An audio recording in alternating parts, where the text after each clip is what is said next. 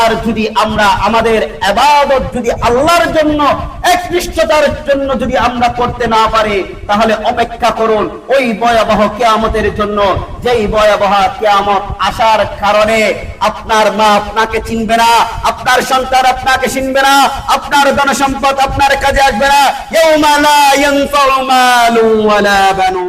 সাদাকাল্লাহুল আযীম ওয়া সাদাকা রাসূলুহুন নাবিয়্যুল কারীম ونحن على ذلك لمن الشاهدين والشاكرين والذاكرين والحمد لله رب العالمين। সমস্ত প্রশংসা আল্লাহ সুবহানাহু ওয়া তাআলার দরবারে, যে মহান রব্বুল আলামিন আমাদেরকে অগণিত লক্ষ কোটি বান্দা থেকে যাচাই বাছাই করে আল্লাহর ঘর মসজিদে এসে সাইয়্যিদুল আইয়াম জুমার নামাজ আদায় করার সুযোগ দেওয়ার কারণে আমরা তার শাহী দরবারে শুকরিয়া জ্ঞাপন করছি। সবাই বলে উঠছি আলহামদুলিল্লাহ। সাথে সাথে দরুদ আর সালাম প্রেরণ করি বিশ্ব মানবতার মুক্তির দূত সাইয়্যিদুল মুরসালিন সাইয়্যিদুস সাকালাইন, যার আগমনে তুলির দ্বারা পরিপূর্ণ হয়েছে, অন্ধকারাচ্ছন্ন সমাজ আলোর দিশা পেয়েছে। আমার আপনার নবী বিশ্ব নবী মুহাম্মাদুন আরবি, আমরা সকলেই বলে উঠছি সাল্লাল্লাহু আলাইহি ওয়াসাল্লাম। আল্লাহুম্মা সাল্লি আলাইহি আল্লাহুম্মা বারিক আলাইহি। সম্মানিত মুআজ্জাজ মুসাল্লিয়ান ইকরাম, আজকে শাওয়াল মাসের দ্বিতীয় জুমা। আল্লাহ সুবহানাহু ওয়া তাআলা আমাদেরকে এমন একটি জুমার মধ্যে উপস্থিত হওয়ার জন্য তৌফিক দিয়েছেন। এমন সময় আমাদের মধ্যে অনেক ভাইয়েরা হাসপাতালের বেডের মধ্যে শুয়ে আছে, অনেক ভাইয়েরা যানজটের মধ্যে আটকে আছে, অনেক ভাইয়েরা দুনিয়াকে কামাই করার জন্য দুনিয়ার কাজকর্ম নিয়ে লিপ্ত আছে। তবে সৌভাগ্যের বিষয় এটাই, রব্বুল আলামিন আমাদেরকে সকল প্রকার কাজকর্ম থেকে ফারেক করে আগে আগে মসজিদে এসে জুমার পূর্বে কোরআন এবং হাদিসের আলোকে তাকরীর শ্রবণ করার সুযোগ দেওয়ার কারণে আমরা আবলেই শুকরিয়া জ্ঞাপন করে সবাই বলি আলহামদুলিল্লাহ। রব্বানা লাকাল হামদ হামদান কাসীরান তাইয়িবান মুবারাকান فيه يا ربي كما ينبغي لجلال وجهك وعظيم سلطانك لك الحمد بالإيمان لك الحمد بالإسلام لك الحمد بالقرآن। প্রশংসা করেছি কার? প্রশংসা করলে নিয়ামত বাড়িয়ে দেন তিনি কে? প্রশংসা না করলে নিয়ামত ছিনিয়ে নেন তিনি কে?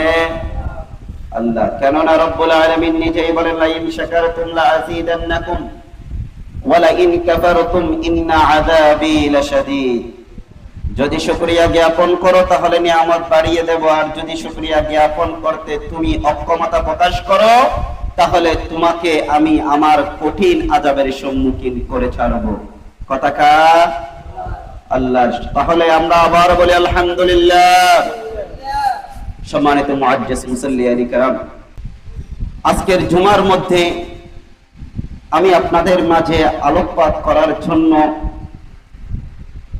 কুরআনুল কারীমের গুরুত্বপূর্ণ একটি সূরা শানে নুজুলের দিকে যদি আমরা লক্ষ্য করি তাহলে দেখতে পাই মক্কার কুরাইশ কাফেররা আল্লাহ সুবহানাহু ওয়া তাআলার প্রিয় হাবিব জনাবে মুহাম্মাদুন আরবি, আমরা সকলেই বলে উঠছি সাল্লাল্লাহু, তিনাকে এত বেশি পিরাপিরি করলেন, এত বেশি তাকে জোর দাবি জানালেন। আল্লাহর হাবিব যখন মক্কার মানুষদের সামনে যখন কিয়ামতের কথা, আল্লাহ তাআলার ওয়াহদানিয়াতের কথা, জান্নাত জাহান্নামের কথা যখন আলোচনা করছেন, তখন ওই কাফের মুশরিকরা আল্লাহর রাসূল সাল্লাল্লাহু আলাইহি ওয়াসাল্লামকে ঠাট্টা বিদ্রুপ করতে গিয়ে তিনি বারবার তাকে জিজ্ঞেস করতে লাগলেন কখন কিয়ামত হবে, কিয়ামত কখন হবে, কিভাবে হবে? এই যে তোমরা এক একজন এক একবার কিয়ামত সংঘটিত হওয়ার কথা বলতেছো, এই কিয়ামত কখন হবে আমাদেরকে জানাও। তাদের প্রশ্নগুলো এমন ছিল, আল্লাহ সুবহানাহু ওয়া তাআলা কুরআনুল কারীমে তাদের এই কথাগুলো কোট করে দিয়েছেন। সবাই বলি সুবহানাল্লাহ। তারা বলেছিলেন, আমার সাথে সাথে জবান মিলিয়ে পড়ুন, ইয়াসআলুনাকা আনিস সাআতি আইয়ানা মুরসাহা। ও আমার হাবিব, আপনাকে যখন মক্কার কুরাইশ কাফেররা জিজ্ঞেস করে আনিস সাআতি আইয়ানা মুরসাহা, কিয়ামত কখন সংঘটিত হবে, অন্য আয়াতের মধ্যে এভাবে তারা প্রশ্ন করেছেন আল্লাহর হাবিবকে। আল্লাহর হাবিবকে তারা যখন জিজ্ঞেস করলেন, ওয়ায়াকুলুন, তারা বলল, মাতা হাযাল ওয়া'দু ইন কুনতুম সাদিকিন, মাতা হাযাল ওয়া'দু ইন কুনতুম সাদিকিন, যদি তোমরা সত্যবাদী হও তবে যেই দিবসে তোমরা প্রতিশ্রুতি দাও সেই দিবসটা কখন সংঘটিত হবে। কাদের কথা? কাফেরদের কথা। কাদের কথা? কাফেরের কথা। কাকে জিজ্ঞেস করা হচ্ছে? আল্লাহর হাবিব মুহাম্মদুর রাসূলুল্লাহ সাল্লাল্লাহু আলাইহি ওয়াসাল্লাম, তিনাকে যখন এসব সম্পর্কে যখন বেশি বেশি ফিরে করার জন্য জিজ্ঞেস করা হচ্ছে, এরা মূলত প্রশ্ন করতেছেন জানার জন্য নাকি ঠাট্টা বিদ্রুপ করার জন্য? ঠাট্টা বিদ্রুপ করার জন্য। কিসের জন্য? ঠাট্টা বিদ্রুপ করার জন্য। আল্লাহর রাসূলকে কটাক্ষ করার জন্য ওই কাফেররা বারংবার ওই কিয়ামতের কথা জিজ্ঞেস করতেছে। কথা কিন্তু ভালো করে বুঝতে হবে। এখন আল্লাহর হাবিব বলে দিলেন কিয়ামত কখন হবে একমাত্র আল্লাহ সুবহানাহু ওয়া তাআলা ছাড়া আর দুনিয়ার জমিনে কেউ জানে না, এমনকি আমিও জানি না।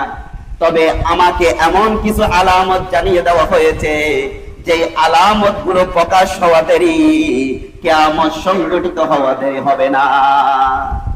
এখান থেকে সবচেয়ে বড় আলামত হচ্ছে আমার আবির্ভাব। আমি এসে গেছি, তাহলে বুঝে নাও কিয়ামত অতি সন্নিকটে। আল্লাহর হাবিব আরো কিছু আলামত জানিয়ে দিলেন। যখন সমাজের মধ্যে চুরি ডাকাতি বৃদ্ধি হয়ে যাবে, জানা ব্যভিচার বেড়ে যাবে, যখন মানুষের ডাকাতি বেড়ে যাবে, মানুষের উপর অন্যায়ভাবে জুলুম নির্যাতন চালানো হবে, তখন বুঝে নেবে কিয়ামত অতি সন্নিকটে। আচ্ছা, এত কিছু বোঝা থাকলে বলেন তো দেখি, এগুলা কি আমাদের সমাজে এখন নিত্য প্রয়োজনীয় কাজ হিসেবে চলমান আছে না? আছে কি নাই? জেনা ব্যভিচার আছে কি নাই? চুরি ডাকাতি আছে না নাই? অন্যায়ভাবে মানুষের উপর জুলুম নির্যাতনের স্টিমুলার চালাচ্ছেন আছে কি নাই? ক্ষমতার জন্য একজন আরেকজনকে কিভাবে কুফ দিয়ে সূরা জিলজাল সম্পর্কে আমরা আলোচনা করব। সেখান থেকেই আমরা কিয়ামত কখন হবে, কখন কিয়ামতের ভয়াবহতা কেমন হতে পারে, বিচারের মাঠ কেমন হবে, সেদিনের রাজত্ব কার হাতে থাকবে, এই বিষয়ে সূরা জিলজালের মধ্যে আল্লাহ সুবহানাহু ওয়া তাআলা মানব জাতিকে সচেতন করার জন্য কিয়ামতের ভয় দেখিয়ে এই সূরার মধ্যে আলোচনা করেছেন। সবাই বলি সুবহানাল্লাহ। কেননা মানুষ অপরাধ থেকে বেঁচে থাকে যদি জেলে যাওয়ার তার ভয় থাকে। মানুষ অপরাধ থেকে বেঁচে থাকে, আবার বলতেছি, মানুষ অপরাধ থেকে বেঁচে থাকে যদি জেলে যাওয়ার তার ভয় থাকে। মানুষ হত্যা করে না যদি সে বুঝে নেয় হত্যা করলে আমাকে যাবজ্জীবন কারাদণ্ড ভোগ করতে হবে। মানুষ চুরি করত না যদি বলা হতো চুরি করার পর তাকে হাত কেটে দেওয়া হতো। মানুষ জেনা ব্যভিচারে লিপ্ত হতো না যদি মানুষের কাছে এই আইন থাকতো যদি জেনা করা হয় তাহলে তোমাকে অবিবাহিত হলে 100 বেতার আঘাত করা হবে, আর বিবাহিত হলে তোমাকে 1 গলা পর্যন্ত পুঁতে ফেলে তোমাকে পাথর দিয়ে দুনিয়া থেকে নিঃস্ব করে দেওয়া হবে। এই বিচার যদি দুনিয়ার জমিনে বাস্তবায়িত হতো তাহলে মানুষ কখনো এরকম জঘন্য কাজে লিপ্ত হতো। তাহলে দুনিয়ার বয় হচ্ছে জেল পর্যন্ত, বেশি থেকে বেশি ফাঁসির কাস্টে ঝুলানো পর্যন্ত, ঠিক না? তবে আল্লাহ তাআলা বলেন এটা দুনিয়ার শাস্তি, পরকালের শাস্তিতে তার চাইতে ভয়াবহতা, যেই শাস্তির মধ্যে শুরু আছে শেষ নাই। এই দুনিয়ার শেষ শুরু আছে, শেষও আছে, কিন্তু সেখানে শুরু আছে শেষ। সেই জন্য রব্বুল আলামিন কুরআনুল কারীমের মধ্যে গুরুত্বপূর্ণ একটি সূরা দিয়েছেন, যেই সূরার নাম হলো সূরাতুল জিলজাল। সেই সূরার নাম কি? জোরে বলতে হবে, সূরাটির নাম কি? এই সূরাতুল জিলজালের বাংলা অর্থ হচ্ছে ভূমিকম্প।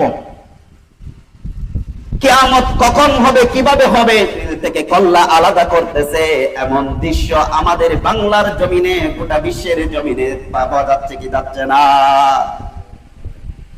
আল্লাহর হাবিব তিনি বলে দিলেন, যদি তোমরা কিয়ামত চাইতে চাও তাহলে কিয়ামতের এই আলামতগুলো যদি তোমরা দেখতে পাও তাহলে বুঝে নাও কিয়ামত অতি সন্নিকটে। আল্লাহর হাবিব জানিয়ে দিলেন এই আলামত যদি তোমরা দেখতে পাও তাহলে তোমরা কিয়ামত অতি সন্নিকটে তোমরা বুঝে নাও। অন্য জায়গার মধ্যে আল্লাহ সুবহানাহু ওয়া তাআলা এই কিয়ামত সম্পর্কে আরো গুরুত্বপূর্ণ বিষয় আমাদেরকে জানিয়ে দিলেন। ও হাবিব, মক্কার কুরাইশরা আপনাকে জিজ্ঞেস করতেছে কিয়ামত কখন হবে, আপনি তাদেরকে জানিয়ে দেন। কেমন জানিয়ে দেবেন? সূরা লুকমানের মধ্যে আল্লাহ সুবহানাহু ওয়া তাআলা এই আয়াতে কারিমা পুট করে দিয়েছেন। কিভাবে আপনি তাদেরকে তাদের প্রশ্নের উত্তর দিবেন এই সব সম্পর্কে লুকমানের সূরা লুকমানের 34 নম্বর আয়াতে আল্লাহ রাব্বুল আলামিন বলেন, আমার সাথে সাথে পড়ুন, ইন্নাল্লাহা ইনদাহু ইলমুস সাআ ওয়া ইউনাজ্জিলুল গায়ব ওয়া ইয়ালামু মা ফিল আরহাম ওয়া মা তাদরি নাফসুম মাযা তাকসিবু গাদা ওয়া মা তাদরি নাফসুম বিআইয়ি আরদিন তামুত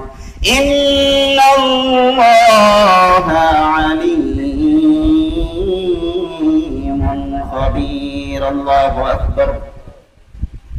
আল্লাহর হাবিবকে জানাতে বললেন, আপনি কাফের কুরাইশদেরকে ওই মুশরিকদেরকে জানিয়ে দিন, ইন্নাল্লাহা ইনদাহু ইলমুস সাআ, নিশ্চয় কিয়ামতের জ্ঞান একমাত্র কার কাছে আছে? বলেন, কার কাছে আছে? আল্লাহর কাছে আছে। ওয়া ইউনাজ্জিলুল গায়ব, এক নাম্বার কিয়ামতের জ্ঞান কার কাছে?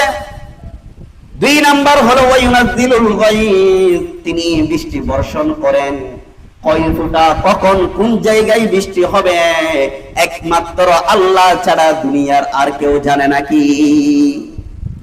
দেখা যায় হঠাৎ করে ফকির কিলের মধ্যে তুমুল বৃষ্টি হচ্ছে, কিন্তু ফুরাঙ্গর নতুন হাটের মধ্যে বৃষ্টি হচ্ছে না। আবার দেখা যাচ্ছে সেখানে বৃষ্টি হচ্ছে, এখানে বৃষ্টি হচ্ছে না। তাহলে বোঝা যাচ্ছে এই বৃষ্টি দেওয়ার দুনিয়ার কারো হাত নাই, ঠিক না? কিভাবে কখন কোথায় কয় ফোঁটা বৃষ্টি হবে একমাত্র জানেন তিনি কে? 1 নাম্বার, কিয়ামত কখন সংঘটিত হবে এর বিষয়ে কখন চূড়ান্ত হবে একমাত্র জানেন কে? 2 নাম্বার, কখন কোথায় কয় ফোঁটা বৃষ্টি হবে এই সম্পর্কে জ্ঞান রাখেন, বলেন তো তিনি কে? 3 নাম্বারের মধ্যে ওয়া ইয়ালামু মা ফিল আরহাম, আল্লাহ রাব্বুল আলামিন বলেন আল্লাহ তাআলা সেই সব বিষয় সম্পর্কে জানেন। মায়ের জরায়ুতে কোন সন্তানটি আছে, সেটা ছেলে সন্তান নাকি মেয়ে সন্তান, একমাত্র যিনি জানেন তিনি কে?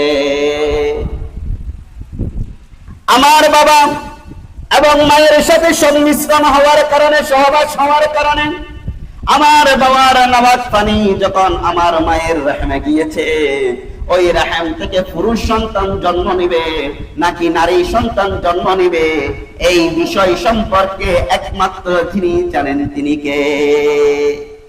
এখন বলতে পারেন, হুজুর আমরা তো বাচ্চা দুনিয়া না আসার আগে জানতেছি। জানতেছেন না? কিসের মাধ্যমে? আলট্রাসোনোগ্রাফের মাধ্যমে, ঠিক না? এটা তো কখন জানতেছেন? এর চমৎকার ব্যাখ্যা করেছেন। এর ব্যাখ্যাটা হচ্ছে এমন, আপনার মায়ের রহমে যখন বীর্যটা গেল, ওই বীর্যটা আপনার রক্তপিণ্ডতে ছিল, তারপর গুস্তপিণ্ডতে রূপান্তরিত হলো, সেখান থেকে আপনাকে আস্তে আস্তে বড় করা হচ্ছে। যখন 7-8 মাস যখন অতিবাহিত হয়ে যায়, তখন আপনারা ডাক্তারের কাছে চেক আপ করে বুঝতে পারেন এটা ছেলে সন্তান নাকি মেয়ে সন্তান, ঠিক না? 6-7 মাসের আগে আপনারা কি জানতে পারেন এটা ছেলে সন্তান নাকি মেয়ে সন্তান? জানার সুযোগ কাউকে দেওয়া হয় নাই, শুধু একমাত্র আল্লাহ সুবহানাহু ওয়া তাআলাই জানেন। তাহলে বলেন তো দেখি, মায়ের রহমে সেটা ছেলে সন্তান নাকি মেয়ে সন্তান, এটা জানেন একমাত্র তিনি কে? এরপর বলতেছেন, ওয়া মা তাদরি নাফসুম মাযা তাকসিবু গাদা, আগামীকাল কোন ব্যক্তি কে কোন কাজের মধ্যে সফলতা অর্জন করবে সেটা একমাত্র জানেন তিনি কে? দুনিয়ার কেউ জানে না। ভালো মানুষ, সুসংবাদ আসলো, আগামীকাল সে এমন একটি অ্যাওয়ার্ড বিজয়ী হবেন যে অ্যাওয়ার্ডে তিনি সম্মানিত হবেন, এটা মানি প্রাইজ পেতে পারেন, এটা সেই খুশি হয়ে ঘুমিয়ে গিয়েছেন, কিন্তু হঠাৎ করে সকালবেলা সেই অনুষ্ঠানে গিয়ে দেখতে পাচ্ছেন তাকে অ্যাওয়ার্ডটা দেওয়া হয় নাই, দিয়েছেন অন্য জনকে। তাহলে বুঝে থাকলে বলেন তো দেখি, এই সম্মানের মালিক দেওয়া মালিক হচ্ছেন তিনি কে? সম্মান দেওয়ার মালিক তিনি কে? ক্ষমতা দেওয়ার মালিক তিনি কে?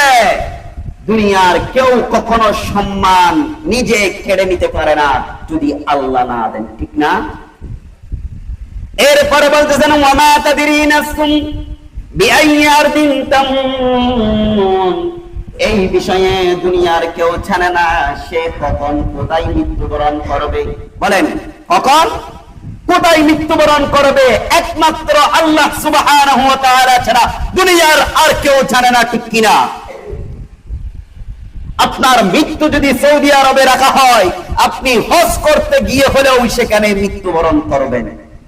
আপনার দাফন যদি জান্নাতুল বাকিতে রাখা হয়, তাহলে আপনি সেখানে গিয়ে হলেও জান্নাতুল বাকিতে আপনার দাফন হবে। এটাই হচ্ছে আল্লাহর নিজাম, ঠিক কিনা? তাহলে কিয়ামত সম্পর্কিত, কিয়ামত কখন চূড়ান্ত হবে একমাত্র তিনি যিনি জানেন তিনি কে? আর কখন কোথায় কত ফোঁটা বৃষ্টি হবে একমাত্র যিনি জানেন তিনি কে? মায়ের রহমের মধ্যে ছেলে সন্তান নাকি মেয়ে সন্তান একমাত্র যিনি জানেন বলেন তো তিনি কে? 4 নম্বরের মধ্যে কখন কে কোথায় কালকে কি করবে সেটা জানেন একমাত্র তিনি কে?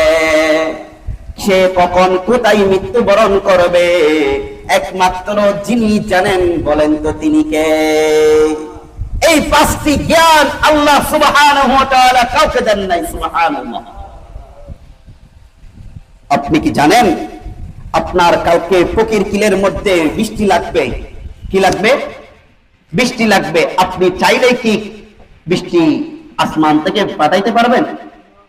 নিয়ে আসতে পারবেন?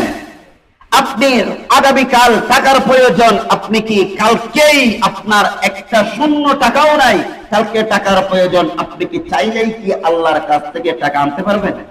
রিজিকের বন্টন করে নিতে পারবেন? পারবেন না। এই 5 বিষয়ের জ্ঞান আল্লাহ কাউকে দেন নাই। এখন মানুষ জানেন কিভাবে? যখন সংগঠিত হয়।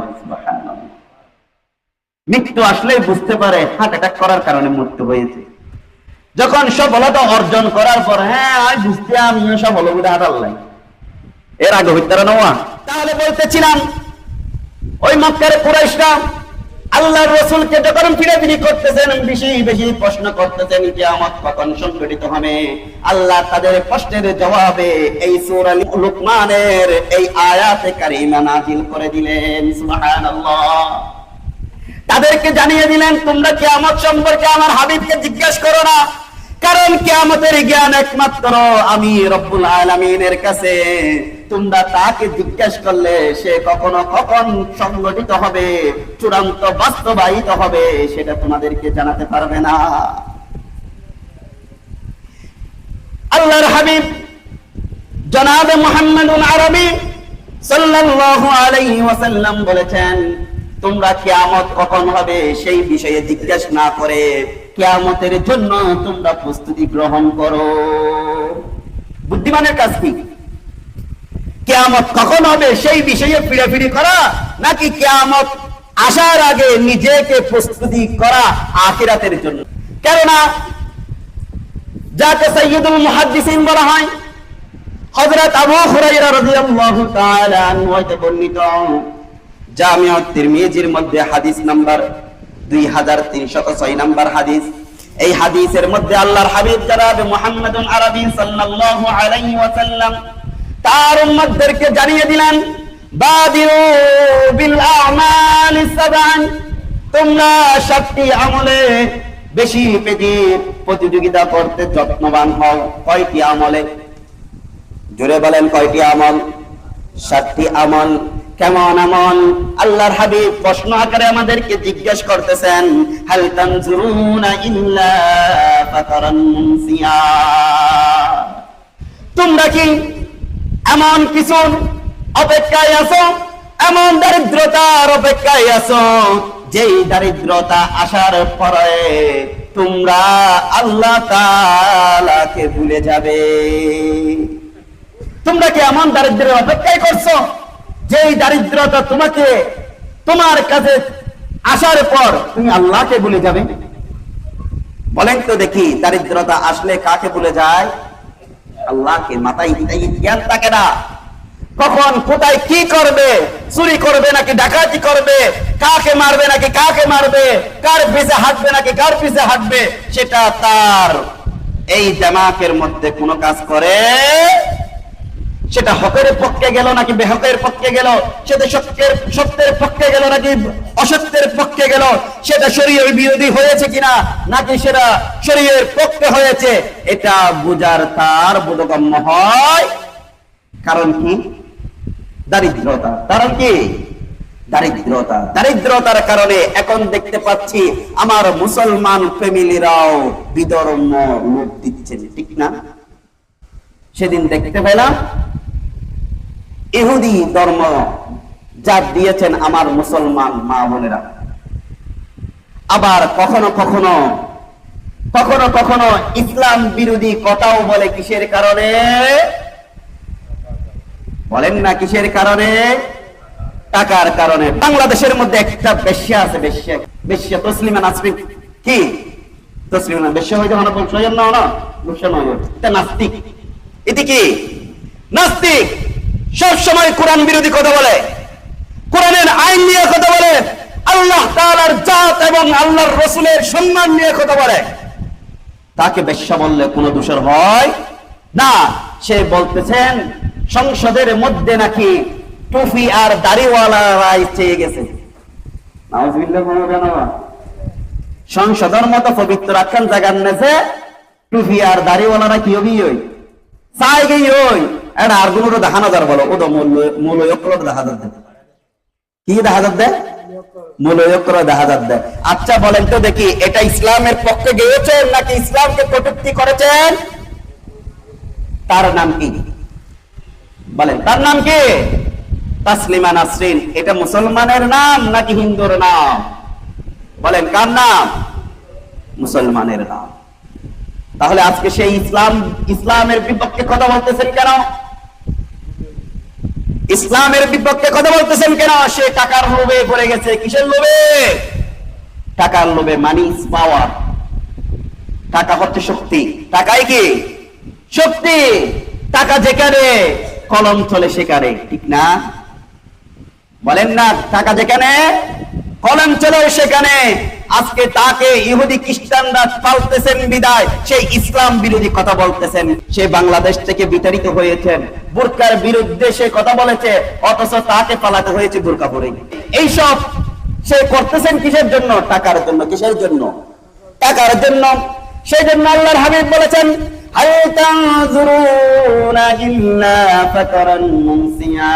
তোমরা কি এমন দারিদ্রের অপেক্ষা করছো যে দারিদ্রতাই আল্লাহকে ভুলিয়ে দে? নাউজুবিল্লাহ হবে না? দারিদ্রতা আসার আগে আল্লাহ তাআলার ইবাদত করে নাও, কারণ আল্লাহ তাআলার ইবাদতের মধ্যেই আছে আসল সন্তুষ্টি। সুবহানাল্লাহ। আও গিনান মুতাগিয়া, আল্লাহর হাবিব বলেছেন, অথবা তুমি কি এমন ধনাঢ্য হওয়ার জন্য অপেক্ষা করছো যেই ধনাঢ্য হওয়ার ফলে তুমি আল্লাহর নাফরমানিতে লিপ্ত হও? টাকা আছে, ধনসম্পদ আছে, ইসলাম বিরোধী আইন প্রণয়ন করতে চাচ্ছেন কিন্তু যাচ্ছে না। জুলাই যোদ্ধাদের ওই আত্মত্যাগকে আজকে অস্বীকার করতেছেন।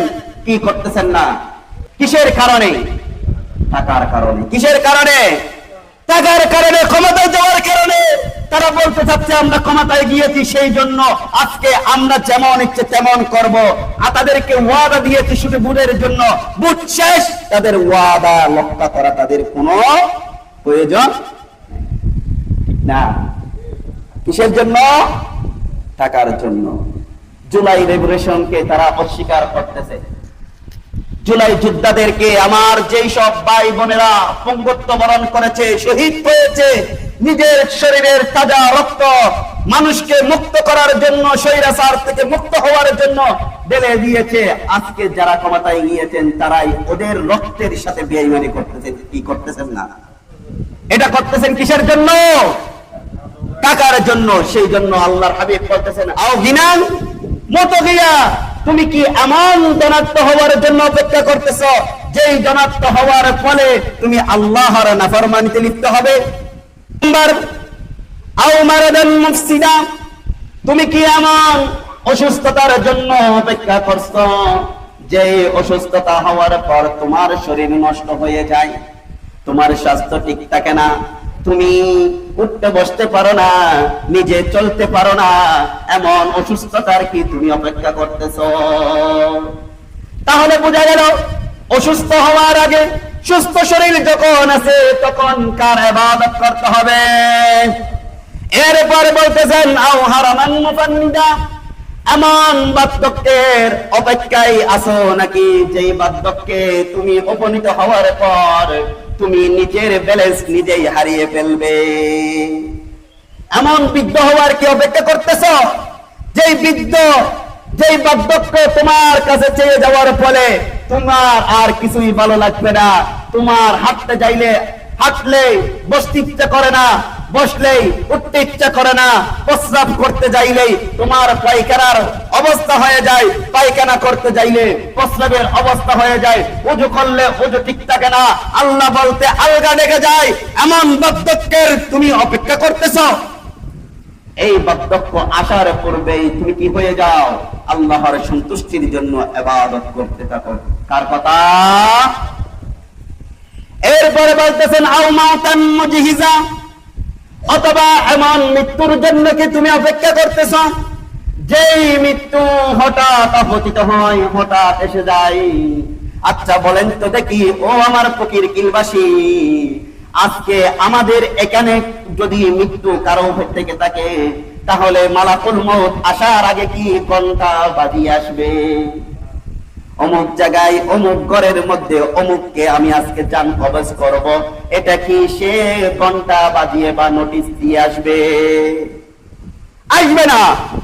আপনি গাড়ি চালাচ্ছেন, হঠাৎ করে একটা ট্রাকের সাথে ধাক্কা খেয়ে ওই সিএনজি চালক তার জান হারিয়ে ফেলেছে। আছে না নাই?